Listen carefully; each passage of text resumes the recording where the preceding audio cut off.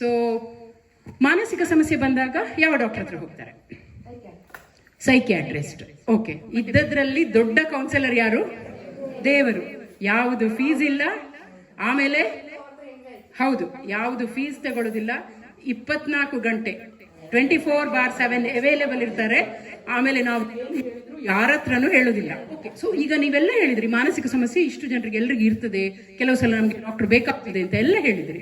ಹಾಗಿದ್ರೆ ನೀವು ಹೇಳ್ಬೋದಾ ಭಾರತದಲ್ಲಿ ಎಷ್ಟು ಜನ ಅಂದ್ರೆ ಕೌನ್ಸಿಲರ್ಗೆ ಯಾವಾಗ ಅದನ್ನು ಮ್ಯಾನೇಜ್ ಮಾಡ್ಲಿಕ್ಕೆ ಆಗುದಿಲ್ವೋ ಅಥವಾ ಅದಕ್ಕೆ ಅವರಿಗೆ ಗೈಡ್ ಮಾಡ್ಲಿಕ್ಕೆ ಆಗುದಿಲ್ವೋ ಆಗ ಅವರು ಮುಂದೆ ಬೇರೆ ಡಾಕ್ಟರ್ಗೆ ರೆಫರ್ ಮಾಡ್ತಾರೆ. ಅದು ಸೈಕಾಲಜಿಸ್ಟ್ ಅಥವಾ ಸೈಕಿಯಾಟ್ರಿಸ್ಟ್ ಆಗಿರ್ಬೋದು.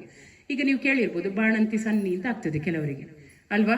ಸೊ ಮತ್ತೆ ಕೆಲವರಿಗೆ ಉನ್ಮಾದ ರೋಗ, ಹಿಸ್ಟೀರಿಯಾ ಇಂಥದೆಲ್ಲ ಕೇಳಿರ್ಬೋದು. ಇದೆಲ್ಲ ನಾವು ಕೇವಲ ಕೌನ್ಸಿಲಿಂಗ್ ಇಂದ ಸಮಾಧಾನ ಮಾಡಲಿಕ್ಕೆ ಅಥವಾ ಅದಕ್ಕೆ ಗುಣಪಡಿಸಲಿಕ್ಕೆ ಸಾಧ್ಯ ಇಲ್ಲ. ಅದಕ್ಕೆ ಸ್ವಲ್ಪ ಮೆಡಿಸಿನ್ ಕೊಡಬೇಕಾಗ್ತದೆ. ಸೊ ಆಗ ಸೈಕಿಯಾಟ್ರಿಸ್ಟ್ ಅಂತ ಹೋಗ್ತಾರೆ.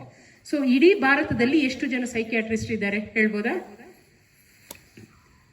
ಇಡೀ ಭಾರತದಲ್ಲಿ ನೀವು ಲೆಕ್ಕ ಹಾಕಿದ್ರೆ ನಾವೆಷ್ಟು ಕೋಟಿ ಜನ ಇದ್ದೇವಲ್ವಾ, 1,00,000 ಜನಕ್ಕೆ ಒಂದು ಸೈಕಿಯಾಟ್ರಿಸ್ಟು ಇಲ್ಲ ಅಂತ 0.75 ಅಂತ ಹೇಳ್ತಾರೆ. ಸೊ ಹಾಗಿದ್ರೆ ನಮ್ಗೆಲ್ಲ ಗೊತ್ತು ಇಷ್ಟೆಲ್ಲ ಸಮಸ್ಯೆಗಳಿದೆ ಅಂತ. ಆದ್ರೂ ಸೈಕಿಯಾಟ್ರಿಸ್ಟ್ಗಳು ಕಮ್ಮಿ ಇದ್ದಾರೆ. ಯಾಕೆ ಅಂದ್ರೆ ಜನರು ಸೈಕಿಯಾಟ್ರಿಸ್ಟ್ ಹತ್ರ ಹೋಗುದೇ ಕಮ್ಮಿ.